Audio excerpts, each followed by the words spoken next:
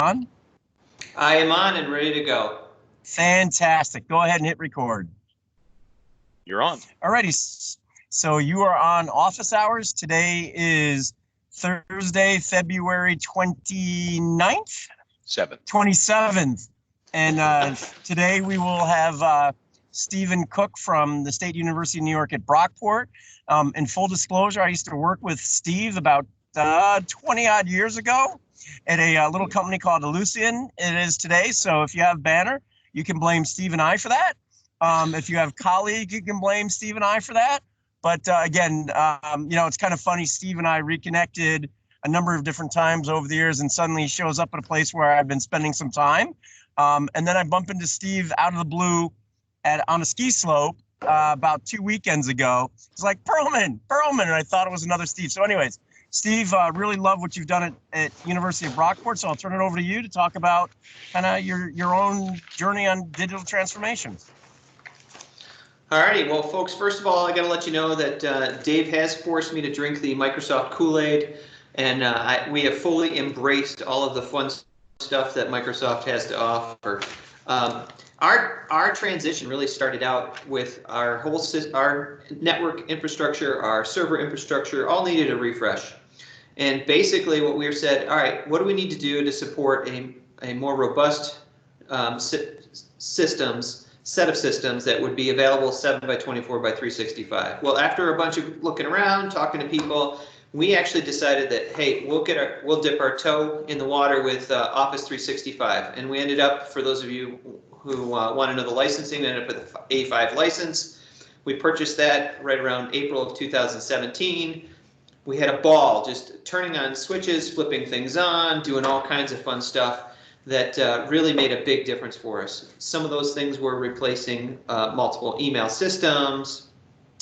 We were getting attacked by multiple phishing campaigns that we used to mitigate the systems with. We started to think, okay, now once we start doing this stuff, let's think Microsoft first for a few things. And we started thinking about, okay, what does Microsoft have for security? What are the immediate things that we can turn on? What are the tools? What are the bells and whistles that we think we can take advantage of? So we looked real deeply into the security features. We looked real deeply into Teams. All of a sudden, I've got a bunch of folks over in my systems team that said, hey, we found this thing called Teams. Let's turn it on and try it in IT. Well, we used it for about 9 months to a year, and we said, wow, we really think the campus will really enjoy using this. Then we said, oh, wait a minute, we've got this OneDrive thing, and we've got SharePoint, we've got all this stuff. So we've got things on campus that are lacking in support. They are homegrown. They've been around for a very long time. Let's try to get it so that we can ease our pain and start moving some of that stuff into where Microsoft has all these things already built for us, and it's part of the whole solution that we already have taken advantage of.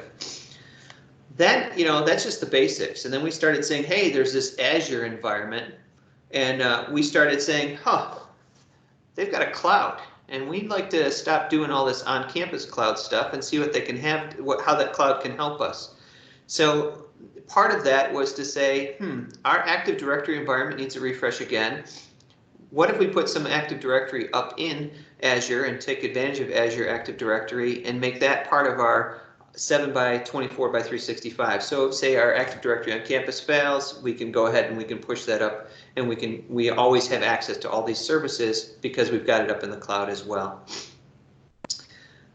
Then we started thinking, okay, we've got the cloud, we've got all these tools that people are using.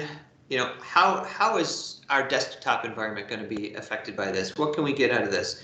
And then again, we said, oh, there's this product called Intune. So we're like, let's try this out. Let's work with figuring out how that's going to help us with desktop management and PC management and all the pieces that go along with that. So we really started flipping all these switches and really exploring what we had in front of us. We basically, at one point, we said, we're not sure everything we have. We had to sit down with Dave and his team and say, all right, can you give us a spreadsheet of all the things that we've either missed or we might want to try out? So and they were like, well, have you done this? Have you tried some of our like safe links? Have you tried some of the safe attachments? All of those types of stuff. We're like, oh, let's turn those on. So we started turning on these things that as we were developing and learning and grabbing more knowledge. You know, it's kind of like that book. You flip a few pages, you look at the table of contents, you're like, all right, I'm familiar with a few of these things, and then it just kind of keeps growing from there.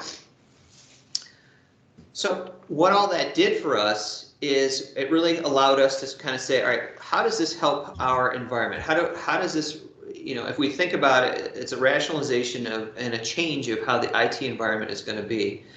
And part of that was to sit back and say, how are we impacting the campus based on these tools that we've turned on, we've played with, we've shared them, and we started thinking about how those things would impact.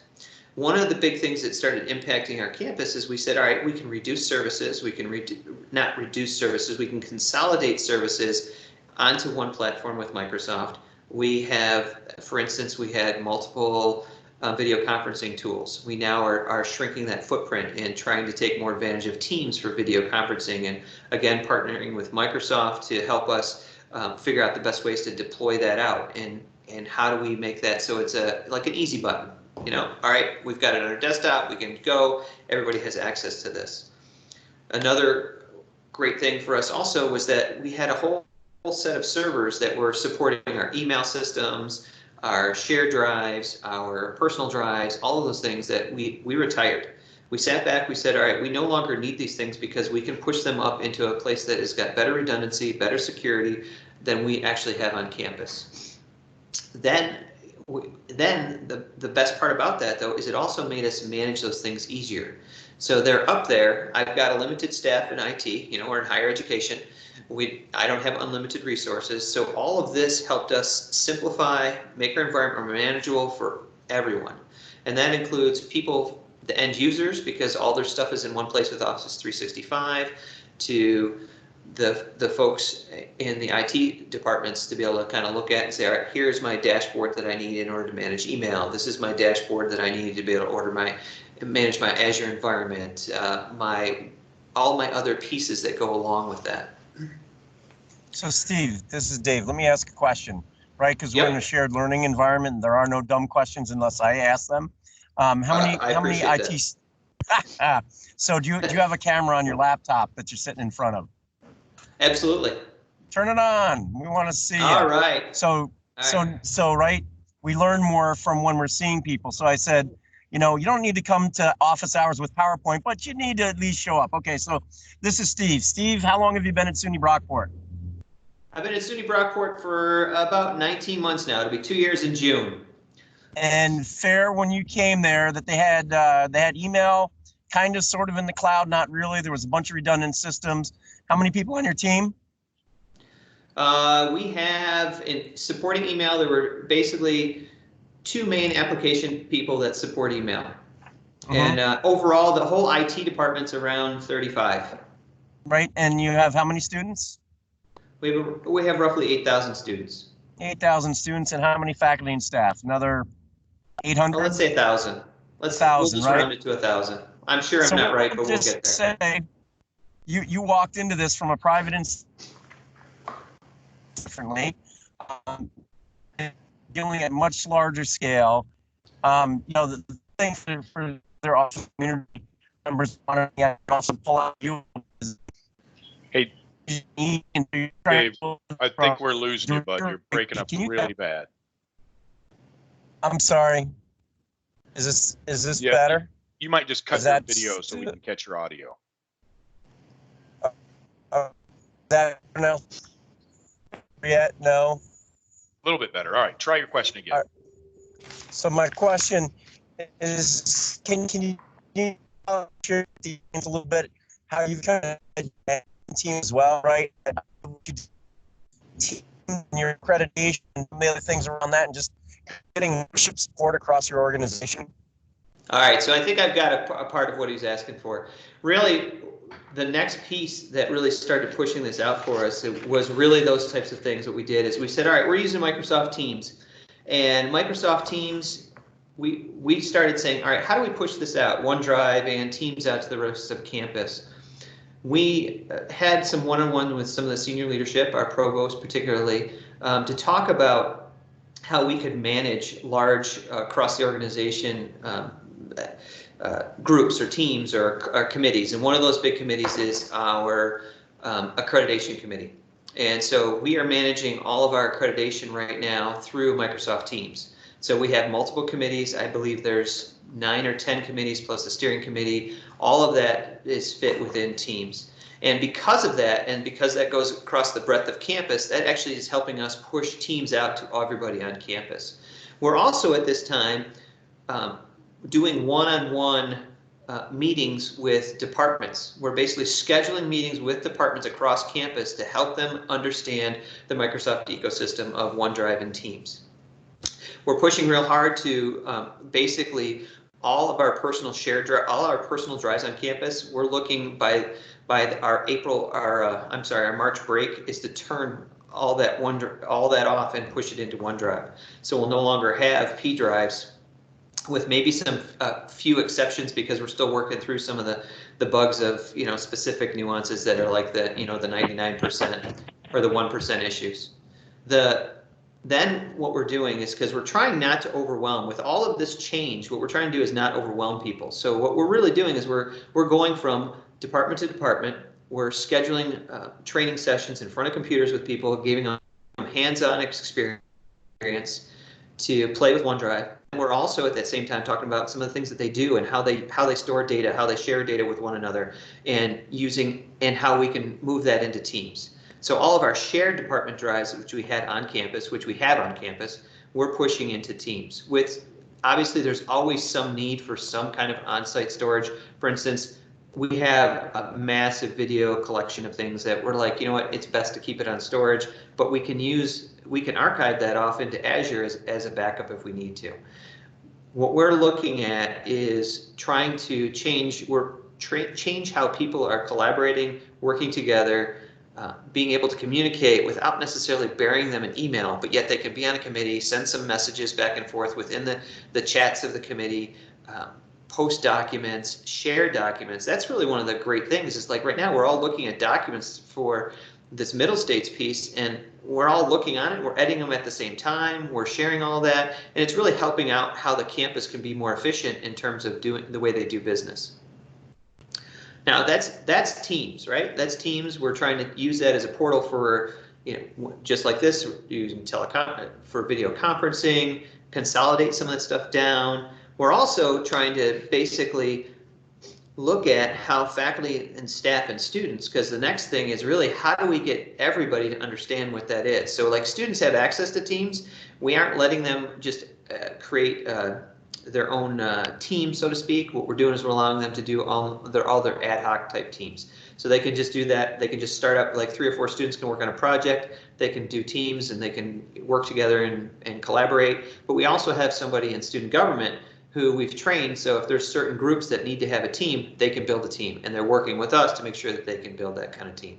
So that way we have it if they need it, but we also want to make sure they're there. We're still in the very beginning stages of trying to figure out the best way to communicate this out to everybody. I like to call it, like, I kind of want to have it like this, what I call the technology readiness checklist. So for new faculty, new staff, new students, what is our suite of tools that we have already available for you? And Teams in Microsoft Office 365 is really a big part of that.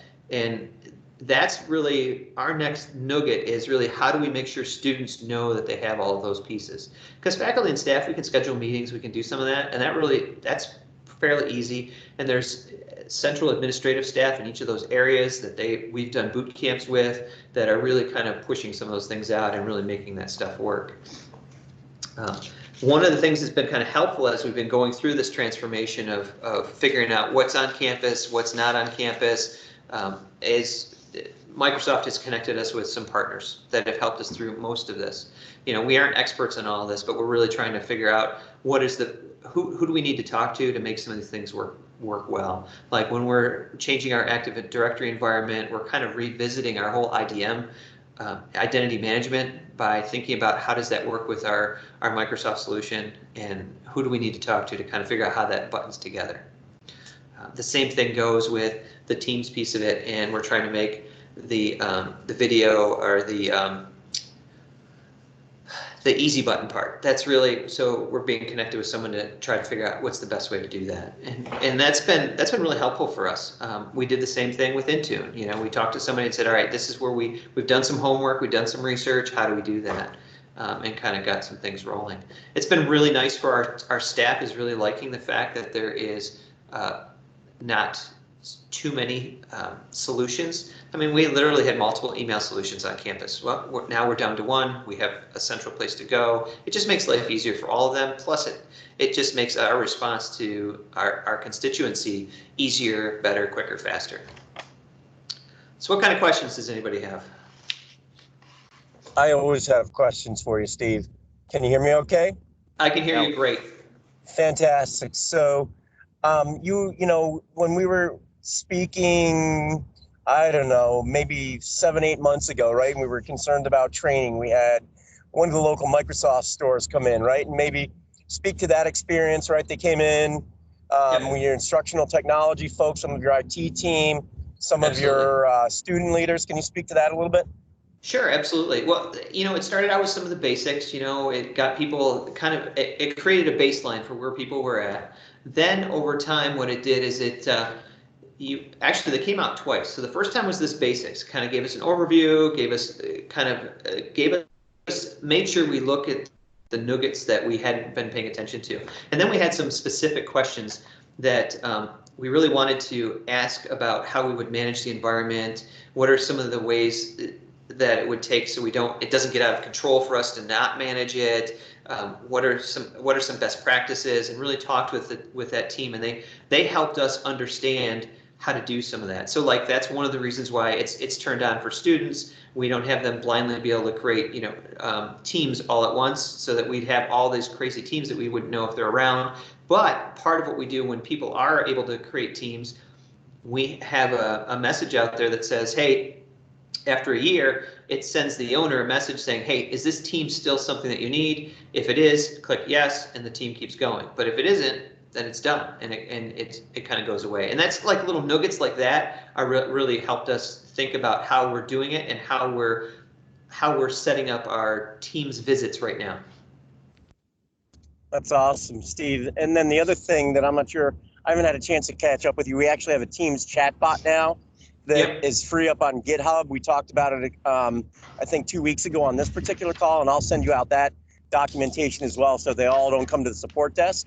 And we'll open it up for questions. But really appreciate you, taking the time and kind of, it wasn't all pretty all the time, but you guys, your team has done a great job at really driving change within the State University of New York system, to the point that we're working through, I think, a potential case study with Steve and his team and some of the education leaders there in terms of what they're doing. So more to come. I have to catch an airplane here, team, but Steve, by all means, Preston, thank you, Stephen, and look forward to some of the questions you'll get. You got it. Have a great travel. Awesome. So I think this is just a good opportunity for those of you who are on the call. We have a lot of folks who are all kind of going through a similar journey right now. Just take a minute, ask a question about, what are you concerned about, or what challenges have you been seeing, and perhaps, how has SUNY Brockport dealt with that? Could you talk a little bit about the ad hoc teams that you were describing that the students could do? Yes, basically what you do is you create a chat. So you go into Teams, you say, all right, I want to find these 3 other students that I want to work with. You just find them, start a conversation with these 3 students, these 3 other students, and you immediately, that becomes an ad hoc chat in Teams, and you can save files in there. You can share files back and forth with one another. You can collaborate on some things, and it saves those documents right within that little ad hoc chat that all those students, that 4 students can get to. So the cool thing is that becomes kind of like like for anything that would be project-based learning or any of that type of stuff, it immediately creates them a workspace where they have a ongoing persistent chat. They have a simple way to store files, which really in the chat, those files are stored in OneDrive, and then the sharing is handled directly through that sort of posting it into there, right? But it just kind of makes it so it's a no friction. They don't have to contact IT to have a way to work together on all these pieces. Yep, it's really easy for them. Plus, they can do it off campus. I mean, if they want to, they can be in different places. There could be, we have a residential population, but it's really only about, maybe 25% or a third of our campus is residential. So they could be anywhere and share back and forth. Yeah, good point. I mean, ultimately, that seems to be what a lot of folks are after, is that edgeless campus. How do we enable anytime, anywhere access, right? Yep. Good. Let's see. We got another question that came in through the IM window here. It says, is this the Teams bot GitHub resource that Dave was referencing? I don't know. I'll check that out and we'll see. Any other questions for Steve here that you guys might have while he's on the call? You can certainly come off mute or just pop into the IM window either way. Hey Steve, this is Alex Hall from Illinois College. Have you had any Mac users who were complaining in regards to not being able to turn on the feature, I think it's called Do Not Disturb, or not receiving any notifications? I'm a Mac user, and I'm using Teams, and I haven't really had any difficulty with it whatsoever. I have no idea why that would cause the problem. Honestly, everybody's been using it very well, and there haven't been difficulties with that. No? Oh, okay, great. Yeah. And it seems very seamless. Like my experience with a PC, I mean, there's a couple nuances, but it's really the difference between Windows and Mac. It's not really, other than that, I never feel like it's a real different experience. I feel like it's the same. We're up here in Brockport, and today, for instance, is like we've got high winds and it's like a tundra coming through. We didn't do it today, but on other days when it's like that in the wintertime, our team is spread around all of campus. We just all of a sudden, instead of our management team being in a room seeing each other, we say, all right, let's plug into Teams, and we just get it going. And we're like, okay, we're here. We got all the boxes up and open, and it's real simple, real seamless. We keep all of our agendas, all of our documentation for the management team all in one place. So everybody's always aware of what's going on. The agenda is a rolling agenda, so somebody can get in there and add anything they want to. I just refresh it with a new date, and then we talk through it from there. Thank you. Awesome. Thank you. All right. Any other questions before I halt the recording? And if you have a question you don't want to be recorded, that's fine. That'll give us a couple minutes to ask those as well. All right, Steve, with that, I truly appreciate it, man. I'm going to stop the recording if you don't mind hanging on for just a minute. Sometimes folks have questions they just don't necessarily want to be on that posting. Sounds good. All I can tell you is that the biggest thing with all of this Teams and Microsoft OneDrive and Office 365 is really figuring out a way to create a communication plan out to campus and help manage the change, because it's really it's a big, in some campuses, and in our particular case, it's a big change from where they were at to where they're headed. And so that's really been one of our constant things, and that's why we started creating these boot camps and visits to departments. It's, we're like this face behind the curtain most of the time, but we're trying to knock that down, and so we're really a face of IT.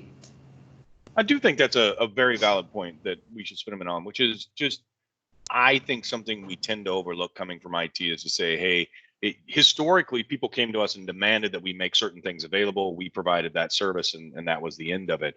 But these are services where you're rolling out that capability and developing a good, solid communications plan with training and everything behind it can be a bit of a daunting challenge. What resources and things did you guys use to really develop that? Well, part of it started with the team that came and visited us from Microsoft. We kind of chit-chatted with them a little bit, but we took advantage of just like there's quick starts from Microsoft, some of those things that we kind of like went through to help us get some things set up. Plus, I've just got some good, fun people that, we've kind of said, all right, what does it feel like if we're brand new to this? We've been playing with it for a while, but as we're using the language and as we're talking, we kind of challenged each other, and we said, all right, yeah, that's great, you understand that, but what if you were, this user over here? And they'd be like, oh yeah, they're not even going to have a clue. So that, we kind of got together and thought about a process for this, and what really came out of it was that boot camps type stuff and those visits. We were like, we just have to be there to kind of understand their experience and help them relate that experience to the new experience and kind of draw the lines and the similarities for them. And that's really a lot of it is just about sitting back and talking about communications. And And as I came on board, some of the things that I did with our team is I put them through kind of some fun game type communication things and had them try to see, okay, try to see from the other perspective and understand, like, for instance, there's a game that I used in the past that basically is about someone's drawing a picture, but they're back to back, and you have to explain to the other person how to draw it, and it's geometric shapes. Well, there's language, right? I like isosceles triangles, but the person that they're talking to has no idea what an isosceles triangle is, right? They know it's a triangle. They're like, okay, two sides are the same. So how do we relate that, and how do we find that middle ground to really help people tie their current experience to what it's going to be? Perfect. Thank you. I think that is the sort of the nuance between a very successful rollout versus we turned it on and we just it took 2 years to achieve what we thought would happen in 2 months. So thank you for taking the time to go through that for sure, Stephen. I'm going to go ahead and stop the recording now, but we'll stick around for a minute for any other questions.